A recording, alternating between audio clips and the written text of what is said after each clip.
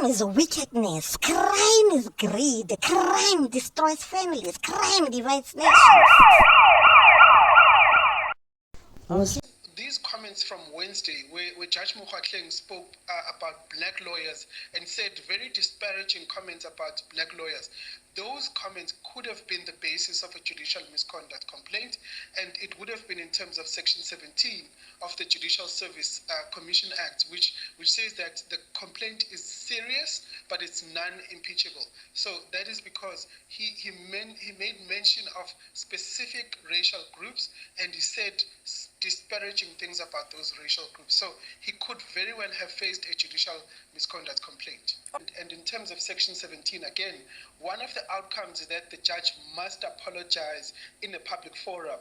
We remember former Chief Justice Mogoeng was ordered to apologize because his complaint was also a Section 17 complaint. So ultimately, it would have ended at the point at which the proceedings started this morning, with an apology that is made out in open court. So we think that it was good of Judge Mokgatleng to give that apology, to retract the comments as early as he did. That is leadership, and we hope that going forward, he'll be very careful about what he says and how he conducts himself in court.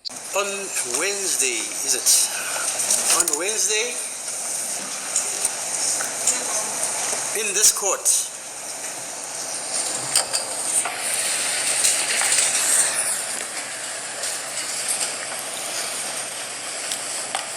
I made certain comments or utterances arising from the conduct of this trial. And subsequently, because of the news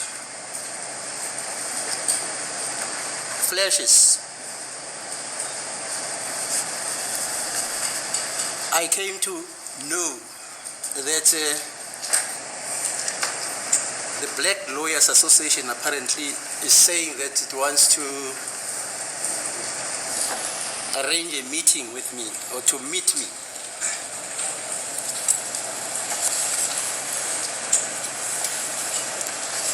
I don't have a problem with that, but the law precludes me from meeting the black lawyers because they want to have a meeting with me regarding my presiding in a case which is continuing, and they are not parties to that case. The parties to the case are the 5 gentlemen here, and who are represented by 5 counsels and attorneys, and the state represented by Mr. Sebanda and Mr. Baloi. I'm sure we all know that a judge is supposed to execute his functions without fear, favor, or prejudice, and that he's got to be independent, objective,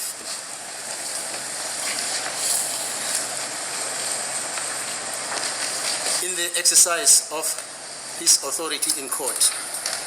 Consequently, judicial protocol and the law itself does not allow a judge during the presiding of a case which is continuing and is not yet finalized to meet with a body of persons and have a discussion on any matter whatsoever which arises from the conduct of the case. The law does not permit that. Actually, if I did that, the accused before court here, they could bring an application for my recusal because they wouldn't be present in that meeting which the Black Lawyers Association wants to have with me. They could even also apply for the quashing of the proceedings on the basis that they are unconstitutional, upon me having entertained a discussion with a legal fraternity body. So that is the reason.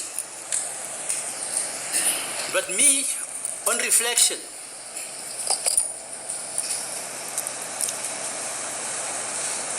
And after some thoughts,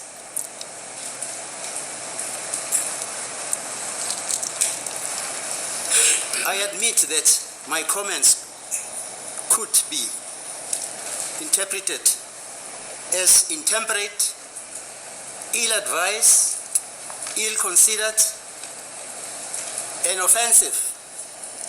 And if that is the perception of the accused and their representatives and persons outside, even the public and the BLA, then I want to state that I unreservedly, without any conditions, withdraw the comments which I made in that Wednesday afternoon because of the events that played out here. And also, if I caused any offense to any person or organization, I also unreservedly apologize. And I also apologize also to the Judge President of this division, Mr. Mlambo, and the DJP of this division, Mr. Aubrey Letwaba, and if needs be also the Chief Justice, the judiciary, my colleagues, and even the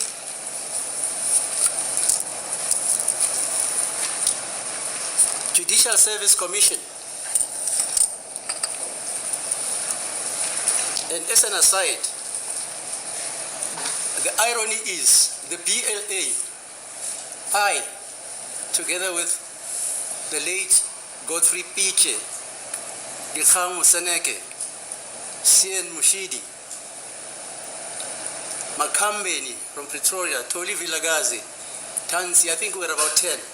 We conceptualized in 1977, 50 years ago, when the spirit of black consciousness was pervading the country, we conceptualized and formed the Black Lawyers Association.